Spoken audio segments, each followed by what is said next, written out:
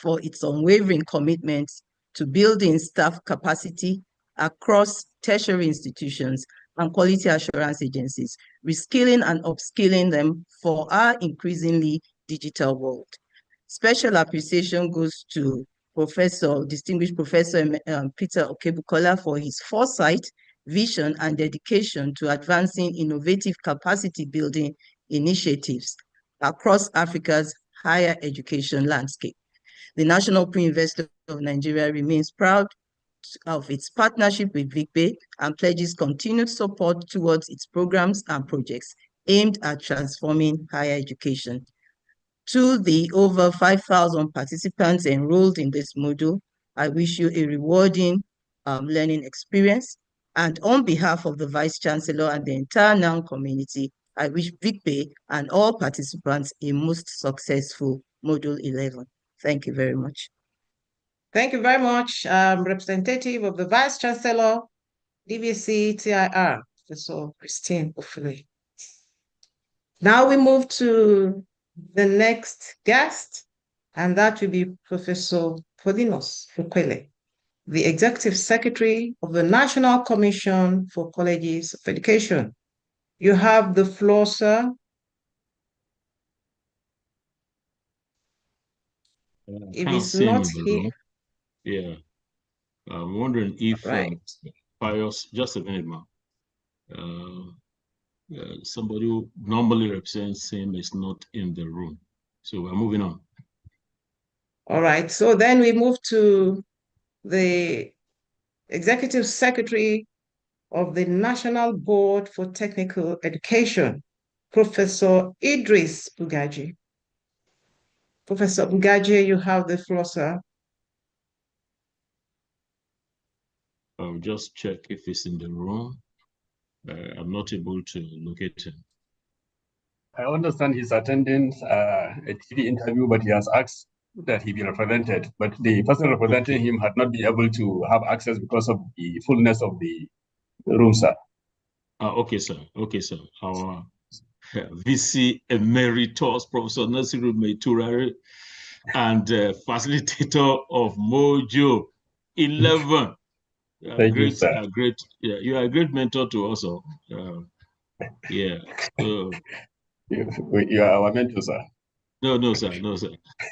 Yeah, we cannot find Professor Bugaji or the representative. Yeah, so we're moving on.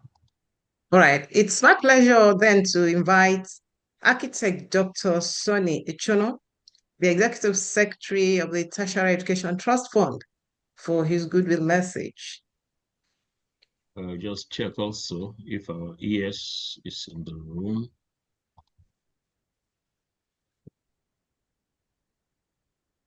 No, our ES is otherwise engaged. ES use TED fund. So we're moving on, sir, ma'am. All right, thank you very much, sir. Now it's my pleasure then to warmly welcome again Professor James Agajo, the keynote speaker.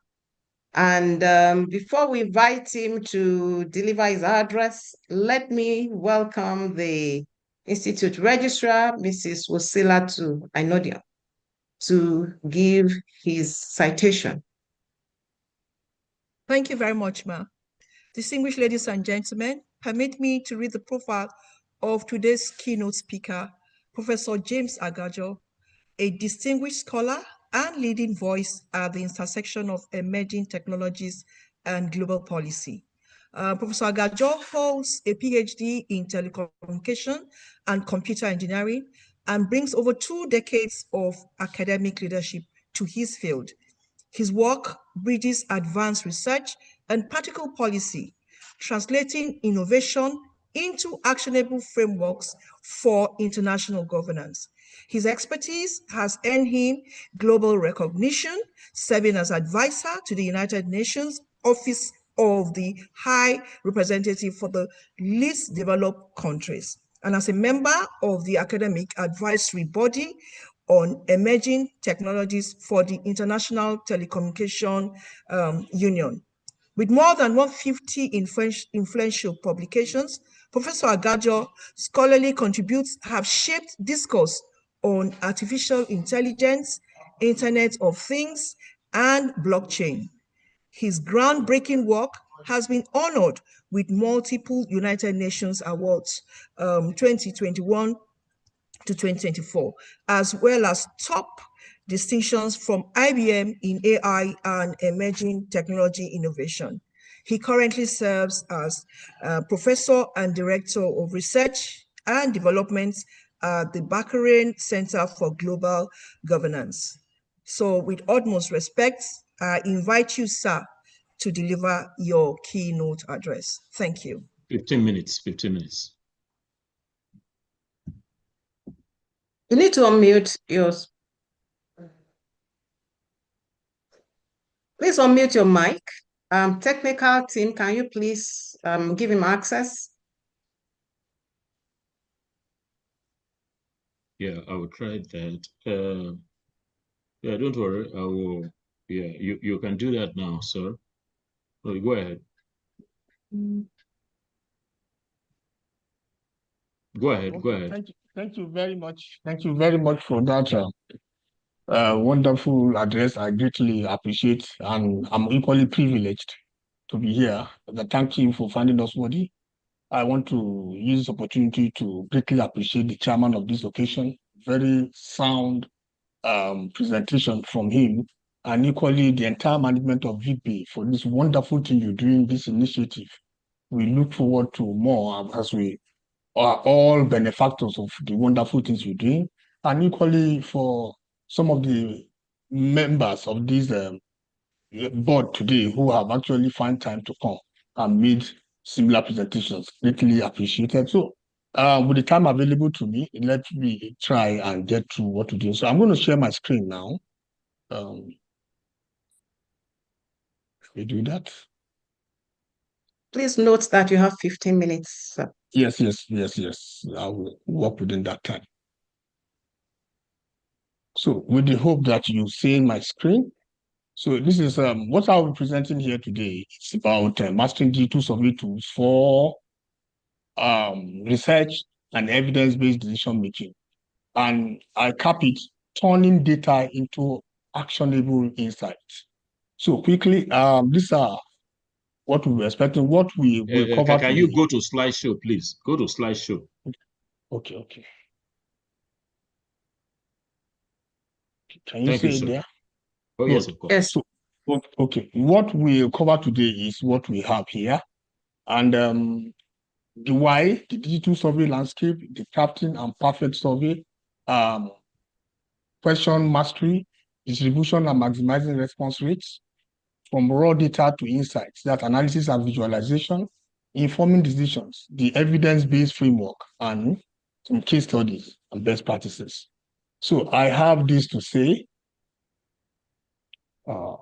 Sorry.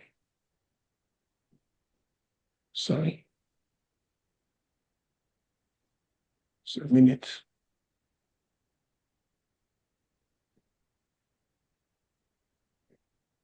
Yes. Okay, we hope that you can see my screen. Yes, now, we can, good. Today's notes, I bring to you greetings, everyone. Thank you for being here. Today, we are going to explore how to move from simple collecting data to mastering tools and techniques that transform that data into powerful foundation for smart evidence-based decisions. Now, here we have the why. Why data-driven decisions are non-negotiable. Why does this matter? Now, somebody talked about the cost of guessing. Decision based on gut feeling or anecdotal evidence are risky and often lead to waste resources and missed opportunities. Power of evidence. Data provides an objective foundation, reducing uncertainty and building a case for strategic action.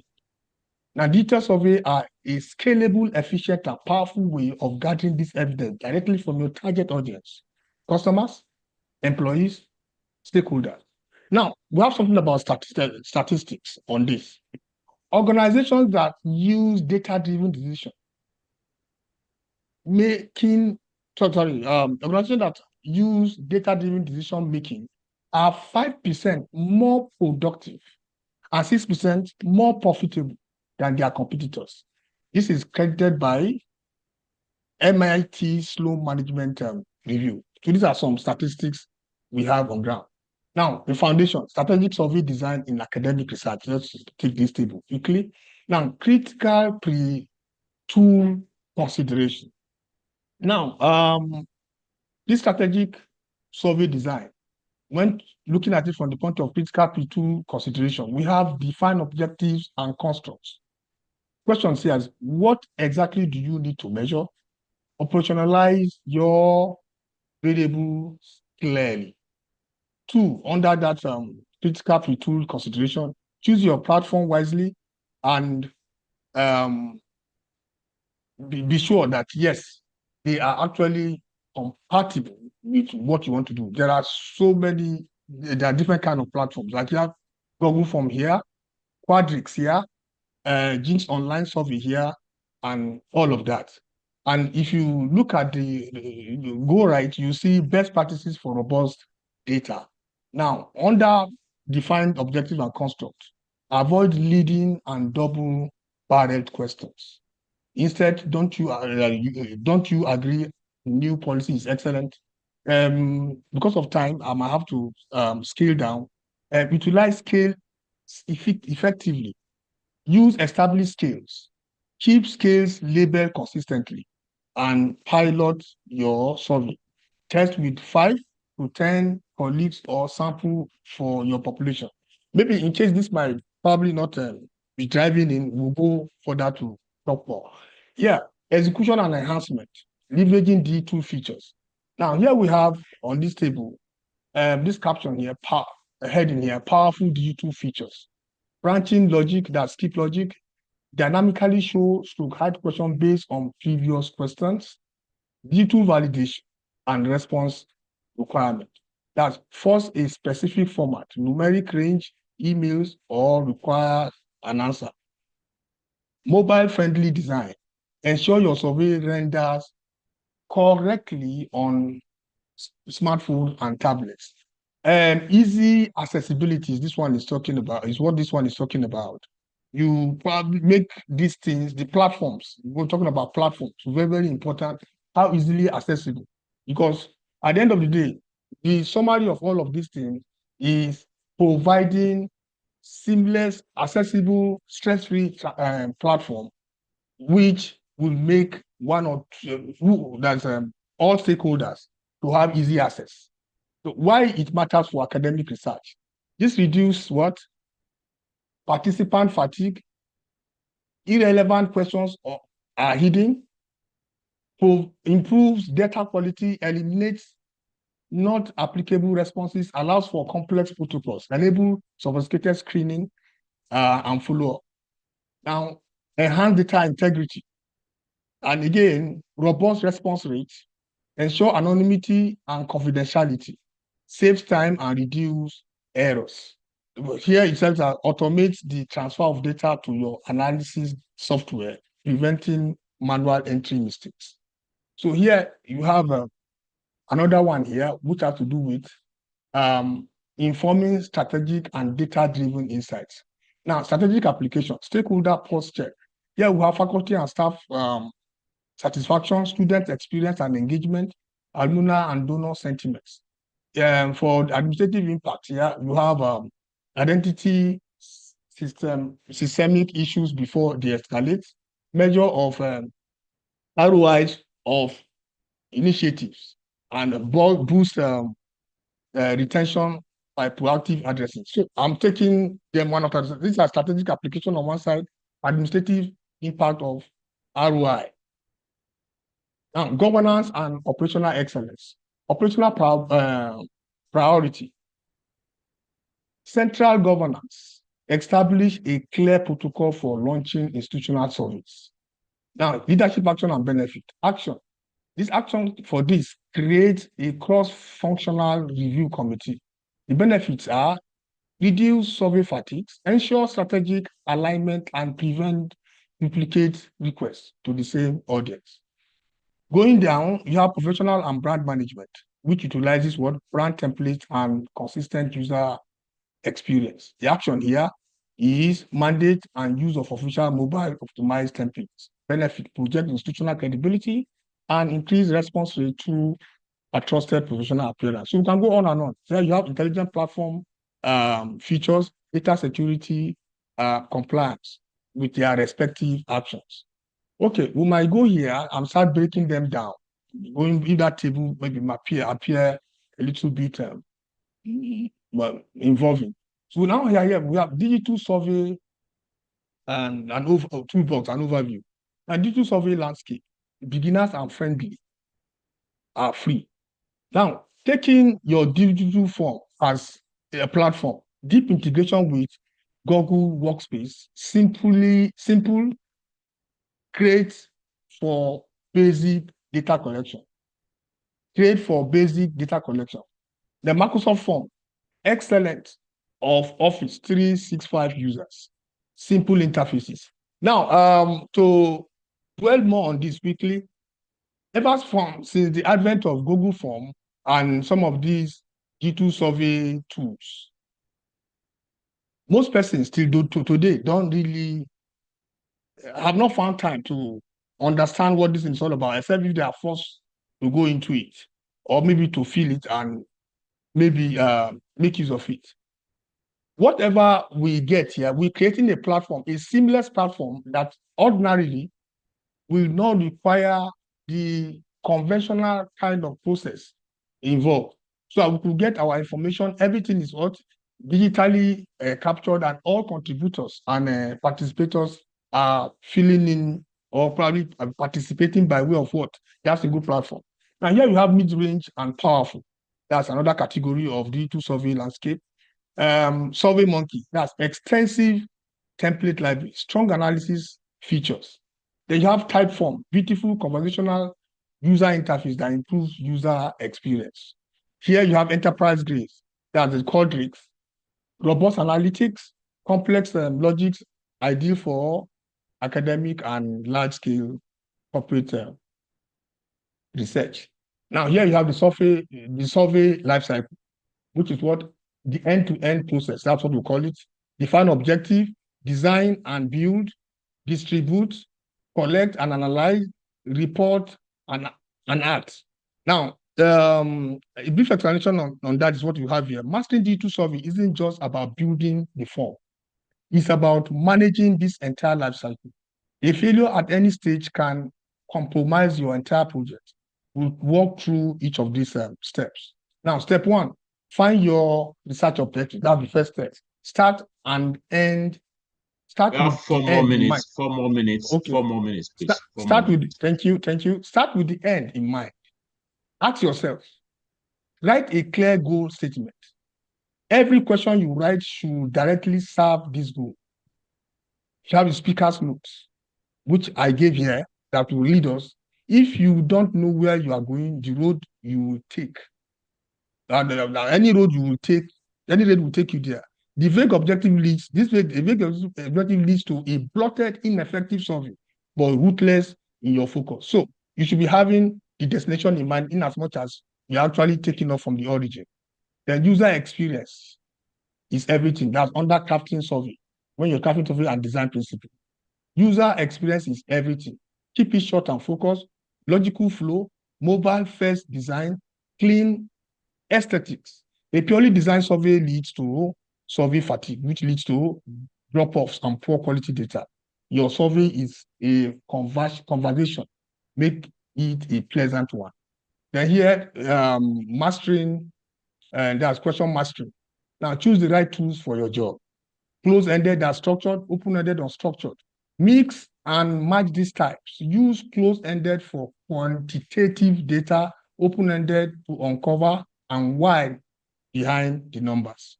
Now, here we go for avoiding common question mistakes, still on step 2. Design unbiased question. Leading question, don't you think about excellent customer service is great? Don't you think our excellent customer service is great? Neutral, how will you rate your experience with your customers? Double barrel questions. So these are all what you ought to avoid. Absolute questions fix. Bias sneaks in easily. A biased question is worse than no data at all because it gives a false sense of confidence. Always have a colleague review your questions. So quickly, as my time is rounding up, distribution and maximum response rate. Getting your response in front of the right people. Choose your channel wisely. The email, social media, and what have you. Boost your response rate. Craft a compelling subject lines. Now, under this, distribution is marketing. You need to convince your audience that their voice is valued and that it won't take long to share it. Now, step 4 here, the raw data to insight analysis. Make sense of the number. Clean your data first, remove incomplete and insensical response. Descriptive statistics are your friend. Frequencies and percentages. Averages, mean, median, mode. Still very important like ever before. Then cross tabulation. Compare responses from different groups. Now, from raw data to insight, visualization. A picture is worth 1,000 data. We all know that. Use the right chart for your story. Bar chart, pie, line chart, word cloud. Best practices, keep it simple and label clearly. Use color intentionally to highlight the key findings. Now, you have a minute left. Okay, visualization is not just making pretty pictures, it's about making your data instantly understandable. So we have all of this going, but in all, I have this thing to tell us. In conclusion, mastering digital survey is a blend of art and science, the science of methodology and the art of communication. Empower yourself with these tools to make more confident and impactful decisions. Thank you very much. Wonderful. Thank you very much. Brilliant. Thank you. Brilliant. Brilliant. Well Thank done. you very much for this lecture. Thank you. Thank you. It's my pleasure now to invite the special guest of honor, Dr. Christopher Mayaki, for his address, an official opening.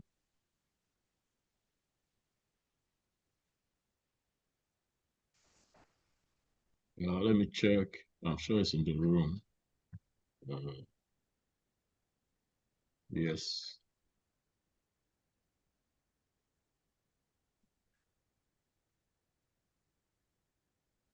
Yeah, it's in the room. Sure, we'll come. Your Excellency Ambassador Chris. Yes, sir.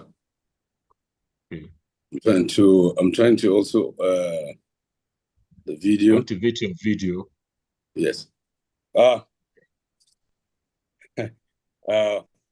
You have 10 minutes, sir. You have 10 minutes, sir. My boss, our benefactor, the Director on Facilities General, Professor Emeritus Peter Akinshola Okebukola, OFR. Yes. The chairman of this occasion, my brother, another leading university figure, Professor Kabir Bala, of course. the keynote speaker, the ES is here present, all the dignitaries, both within and outside Nigeria, shows distinguished participants, good afternoon.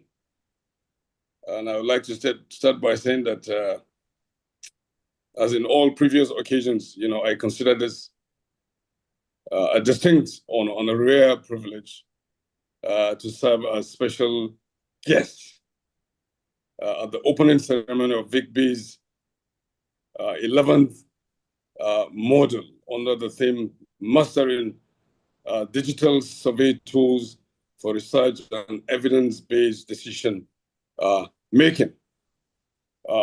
Because the past is in the eyes of the present, I cannot, but with a deep sense of fulfillment, looking back, congratulate the Facilitator General and his stalwart colleagues who have continued to work behind the scenes for their sacrifice, for their passion and dedication, without which we will not be celebrating the huge successes recorded so far by VICBHE.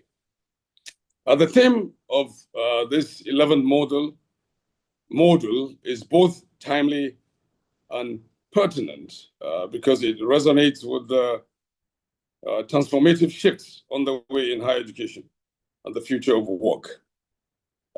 As we have all noted, evidently emerging innovations and technological advancements have disrupted and will continue to disrupt traditional models of learning, research, and administration.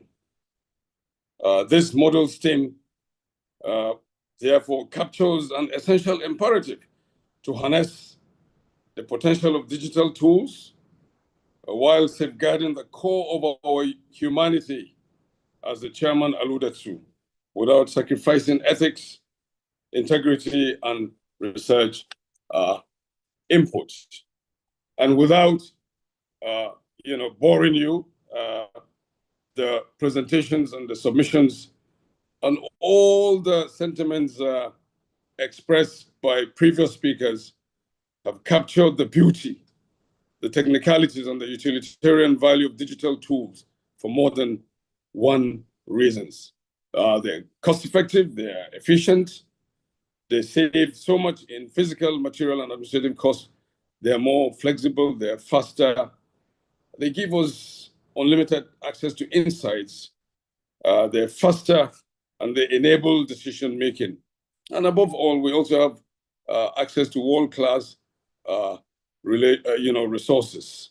And there's this promising opportunity that the pace and the impact of research, particularly in areas critical to Nigeria's development challenges, could be significantly accelerated.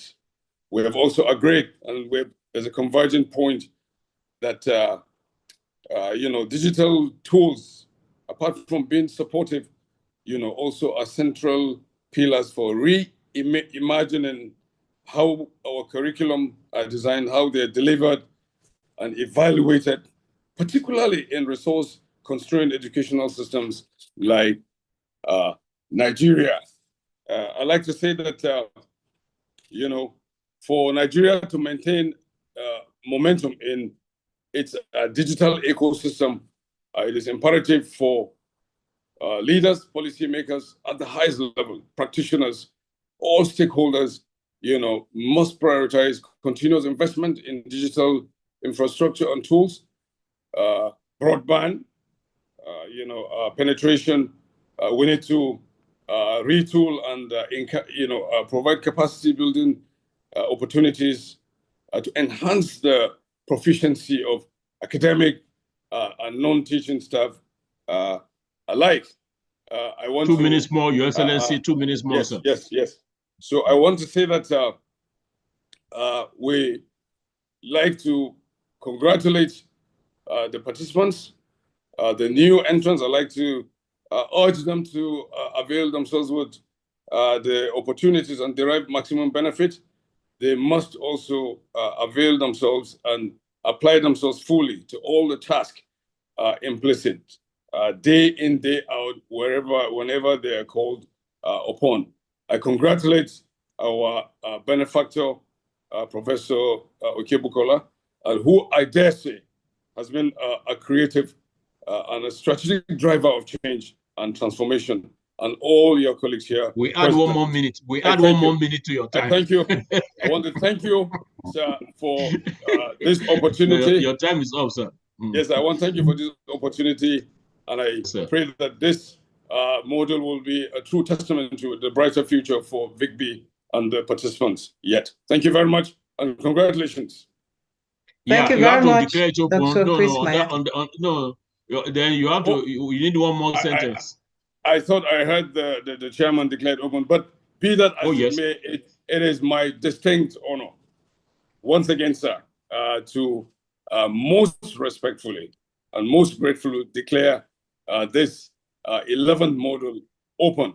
Congratulations and all good wishes. Thank you so very much. You Thank are you, supporting sir. the chairman, our chairman, the one and only Professor Kabir Bala, who shook the net. He shook the net in ABU. No, I was following you. You shook the net. You did very well. So you opened it. You opened the opening ceremony. he has opened the module. So together, we don't move. It's wonderful. All right. Thank you so much, sir. Thank you. So much. Thank you, sir. Thank you, sir. Yeah. Thank you very much, our special guest of honor, for the lovely message. It's my pleasure now to invite the great facilitator of Module 11, our own dear Professor Nasir Meiturari, who has worked round the clock to put this module together. We appreciate you. We want to take announcements from you and also want to thank all VICBHE management team for the support. Thank you very much, Deputy Facilitator General Administration. You have been a great dealer of support to me. Distinguished Facilitator General, sir, honorable special guests, ladies and gentlemen. I would also like to once again welcome our participants as we commence this very important Module 11, mastering digital survey tools for research and evidence-based decision-making. Just like the Facilitator General mentioned, it has been a very impressive enrollment, virtually the highest, so far, to date. We are quite hopeful that this digital survey tool, which is very indispensable now for achieving the key objectives, of improving research and promoting data-driven decisions, across both our academic and administrative spheres, will be a successful one. The course is designed in similar structure to the previous modules.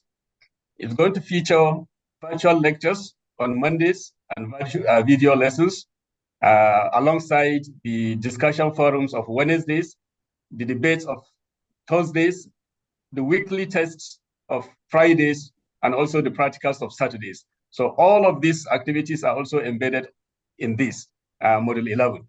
However, let me mention that there are a few adjustments in the delivery, schedule. The detailed activities will now be released on a bi-weekly basis.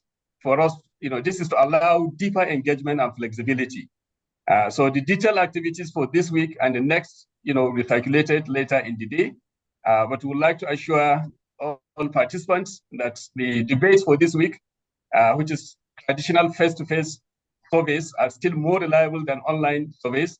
The debaters have already been identified. It's going to be a debate between the colleges of education, who are four, and then the universities. We have Charles Oliji of Federal College of Education, Obudu, who is going to be the lead speaker. We have Adiola Ayo Ayinde of Federal College of Education, Iwo, who will be the support speaker. Facilitator Module 11, sir. No, Yes, leave sir. those details, send it to us. Okay, sir. Because your time is up now, sir. Your time is up. So, For thank you very VICBHE, much, time. Okay, sir. That was the only one I was going to mention anyways. Okay. So thank you very much. And we look forward to a very exciting Module 11 program. Once again, thank you. We are grateful indeed, the facilitator of Module 11, Professor Nasir Meiturari. Now we move to close. We are taking the closing remarks from the Facilitator General and Director of the Virtual Institute for Capacity Building in Higher Education. Yeah, Professor for Emeritus. this particular Module 11, me no Facilitator General, nothing. I'm a student. I'm a student of Professor Nasir Meiturari. I'm also enrolled in the training. So, with that aside, I'd like, on behalf of us all, to thank Professor Nasir Meiturari. If you don't know, he is a great actuarial scientist.